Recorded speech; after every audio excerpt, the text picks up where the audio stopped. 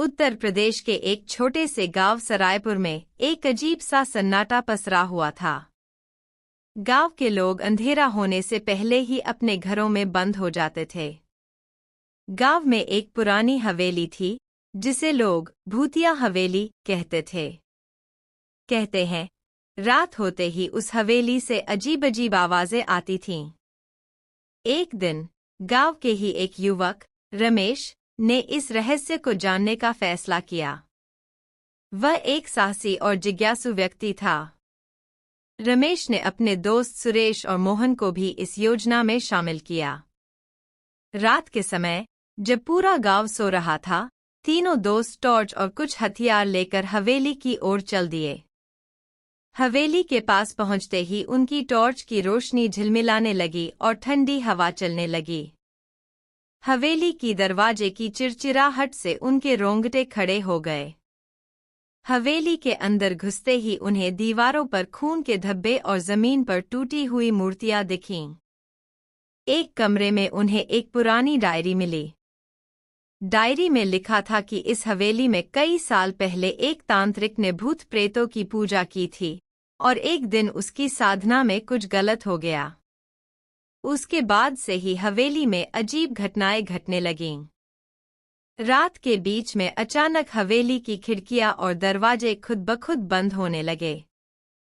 रमेश, सुरेश और मोहन भयभीत हो गए।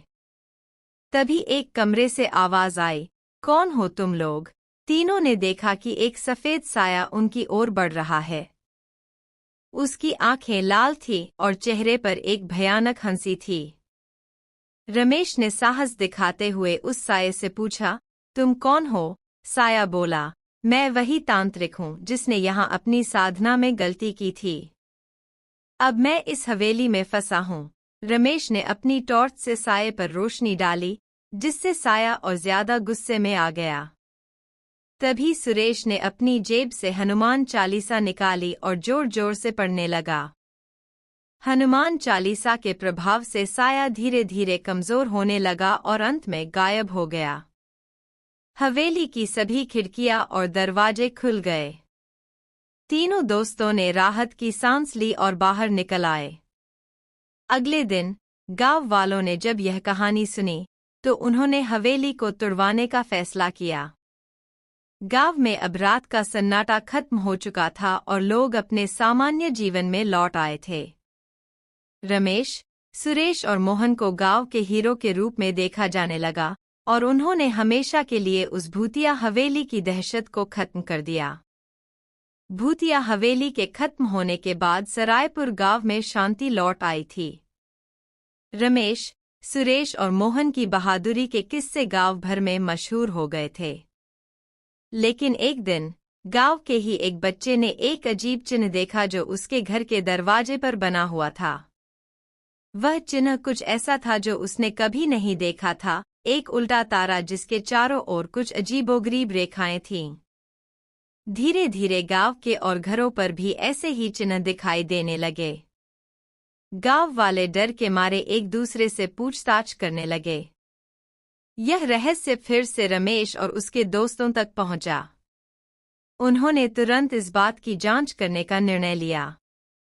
रमेश ने गांव के बुजुर्गों से इन चिन्हों के बारे में पूछा। एक बुजुर्ग ने बताया कि ये चिन्ह एक प्राचीन काल के तांत्रिक के हैं, जिसे उसकी क्रूरता और अत्याचार के लिए गांव से बाहर निकाल दिया गया था। वह तांत्रिक अब भी किसी तरह की अंधेरी शक्तियों से जुड़ा हुआ था और इस गांव पर अपना बदला लेना चाहता था। रमेश, सुरेश और मोहन ने तांत्रिक का पता लगाने के लिए गांव के पुराने दस्तावेजों को खंगालना शुरू किया। उन्हें एक पुरानी किताब मिली जिसमें उस तांत्रिक का नाम कृष्णानंद था। किताब में लिखा था कि वह जंगल के एक गुप्त स्थान पर रहता था। तीनों दोस्तों ने किताब के निर्देशानुसार उस गुप्त स्थान को खोजने की योजना बनाई। एक रात वे सभी जरूरी सामान लेकर जंगल की ओर चल पड़े। जंगल में कई घंटों तक भटकने के बाद उन्होंने एक पुरानी गुफा देखी जिसके बाहर वही अजीब चिन्ह बना हुआ था। गुफा में प्रवेश करते ही उन्हें एक भयानक गंध महसूस हुई। अंदर एक बड़ा हॉल था जिसमें कृष्णानंद अपनी साधना में लीन था। रमेश ने हिम्मत जुटाकर उसे पुकारा, कृष्णानंद। तांत्रिक ने आंखें खोली और अपनी लाल आंखों से उन्हें घूरने लगा। कृष्णानंद ने अपने हाथ में एक जादुई दंड उठा लिया और हवा में घुमा दिया। उसी समय गुफा की दीवारों से साए निकलने लगे और तीनों दोस्तों की ओर बढ़ने लगे।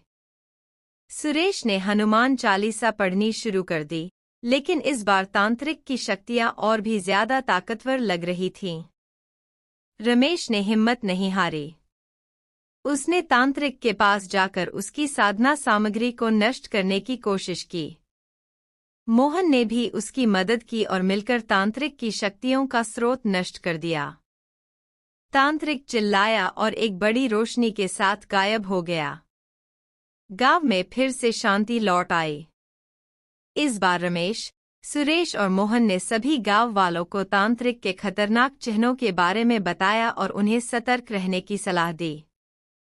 गांव वालों ने मिलकर उन सभी चिन्हों को मिटा दिया और गांव में एक बड़ा हवन करवाया ताकि कोई भी बुरी शक्ति दोबारा गांव में प्रवेश न कर सके।